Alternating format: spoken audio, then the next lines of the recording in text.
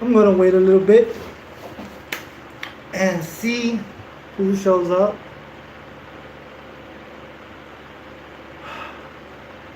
Whew, I'm very nervous.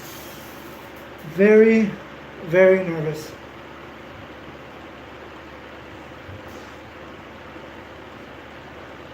Wow. Hey Ace. Hey. Hi Ace. What up, Edwin? How's it going, man? Ah. So yeah, I'm waiting for a little bit more people maybe show up, but this is really. Hey, Crystal Clear Crew. How's it going? So what up, everybody? Today, actually, I'm not coming to you as Ace69. I'm editing right now. Nice. Today I'm coming at you as myself, Junior Arturo, and we're gonna have real talk. I don't know how long this video is gonna go, and I hope you guys enjoy it, and maybe you guys have some advice. Maybe you guys can help, and if not, at least I can vent my frustrations. Hey Herman, what's up? How you doing? So yeah, what's going on? Not much. Just here in the heat in LA. How's it going over there with you? So today I'm having real talk about a real situation which I believe I'm going through. I haven't gone to no doctors to, I ain't no medical profession. Pretty good, man. How can I help? The heat is horrible. Yeah, it is. It's horrible. So, yeah, it is horrible. So yeah, I think because of experience from other people and experience that I've seen other people go, like family members, friends, and also what I read on the internet. But not because I'm a doctor, like I'm a doctor or anything like that, but I think I have depression. And I'm going to talk about that a little bit. This is hard for me to talk about, but I feel that I need to vent. I feel like maybe I can find more people that have gone through it or is going through it, and that can help me out a little bit. Ever since I was a kid, I've always wanted to be an entertainer. This is why I have this YouTube channel. This may help you, brother. That's all I can get right now. Oh, nice. Thank you, brother. I really appreciate you, Herman. I really appreciate you. I got you, man. Thank you. Wow. Thank you. Appreciate it. Thank you for joining me. Thank you. My life has been really, really rough. From the day I was born to my teens, to my childhood, everything has been ups and downs. Man, I have a lot of things to talk about. It's okay to vent about this topic. Yeah, I'm a little nervous. Trust me, I'm sweating, and it's not only just because of the heat, but I'm sweating because I'm a little nervous to tell my story. I have anxiety and mild depression, so I know how I feel. There you go, see? I've never been to a doctor to get myself tested to see if I do have it, but I feel like I do, since a lot of things in my life has traumatized me throughout my life. Don't be nervous, bro. We're here for you. Thank you, Herman. Thank you. I really appreciate that. Since I was born, I was a sick baby. since I was born, I was a sick baby, and even the doctors didn't know what I had. Even the doctor said I was not gonna live. I wasn't gonna make it to 6 years old. So I was a miracle baby, and I actually did a video about depression and anxiety on my channel. It might help you out. Oh, I might check it out. I'm gonna check it out after this. Appreciate it. For a lot of my for a couple of years of my life when I was a baby, I lived, and maybe even a lot of my childhood, I lived with my grandma. My mom couldn't take care of me for a while. She was either working or going out having fun and stuff like that. She wasn't ready really to take care of me, to provide for me. So my grandma was the one raising me for most of my childhood.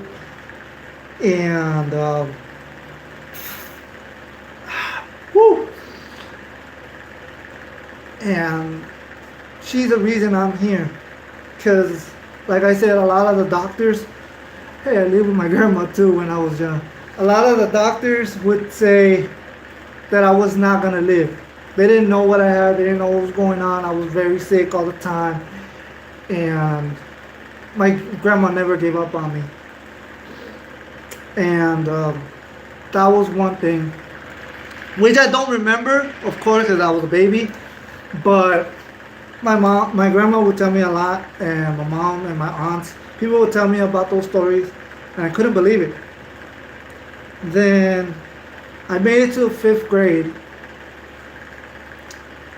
and at 5th grade, I was still living with my grandma, and I had no contact with my father, my biological father, because he left when I was just a baby boy.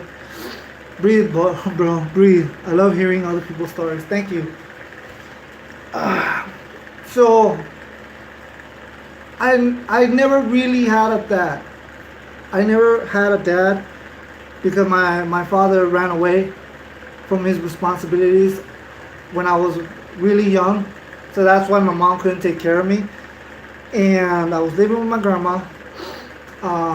But like I said, at 5th grade, one time I was coming out of school, and I saw my dad. My dad came out from his car he was driving, and he told me, hey, your mom, your grandma called. They couldn't come pick you up, and I want you to come with me. They told me if I could pick you up. So I want you to get in the car and I'll take you home. But he should have known. He should have known that I knew he was lying. He should have known that I knew he was lying because I lived my grandma lived right across the street from my elementary school. My grandma was not gonna come pick me up. Sometimes my mom would pick me up, but for the most part it was my grandma. And there was no way. So I told him, no, I don't believe you. I'm walking home. And he grabbed me by the hand and he's saying, you're coming with me.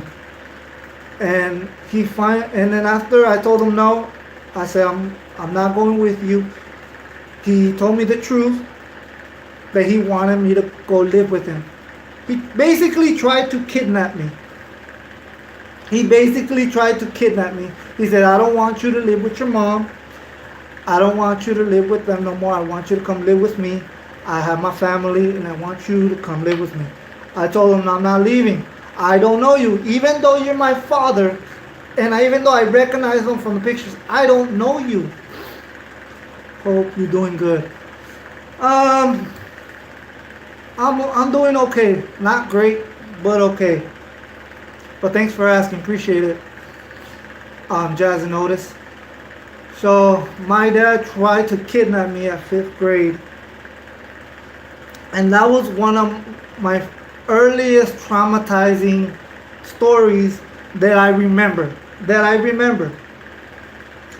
And he tried to kidnap me. I screamed, I cried. Staff members started running towards us. Even school police started running towards us. And as soon as he saw that, he let me go, got into his car, and left. They took me to the office. They called my grandma. She came to the office, picked me up. I told her the story. I told her what happened, and she took me home. And after that, I couldn't sleep. I couldn't sleep because I was like, what if he comes back? And what if next time he's successful? I get off your chest. It's good to talk. Thank you, appreciate it. And thank you, Jazz and Otis. And I think those were my first memories where I started having problems sleeping and starting having a lot of nightmares, and actually even having a lot of bedwetting. It's hilarious, but yeah, it was. I couldn't sleep, I couldn't eat, and I didn't even want to go to school anymore. But my grandma helped me through it. So that was one of my first early bad memories. And then my preteens,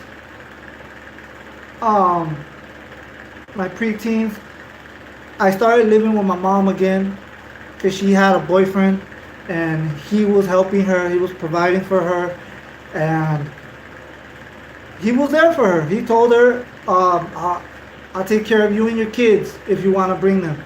So, of course, I was a big mama's boy. To tell you the truth, I love my mom no matter the mistakes she's done. I've always loved my mom, and I always had respect for her, and I always wanted to be with her. So I say, yeah, good, let's go, I'm down. And but little did I know, my stepdad at the time had drinking problems. He was always drinking. He was a huge alcoholic.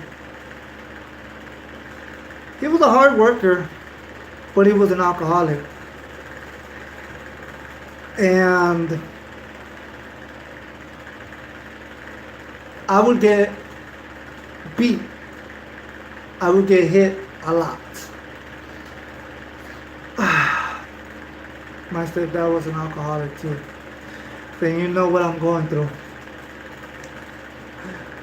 I like to hear when other people, not because I want to hear that you guys had a horrible life, but because I know that someone's been in my shoes and he would beat me. Yeah. And my dad would hit us a lot. A lot. Not only me, but my mom as well. And I would see that. And the only thing that made things better when I was growing up, when I was living with them, was basically the TV, entertainment. Whether it was music or the radio, whether it was music, whether it was cartoons, whether it was wrestling, because I used to love pro wrestling, and I still do.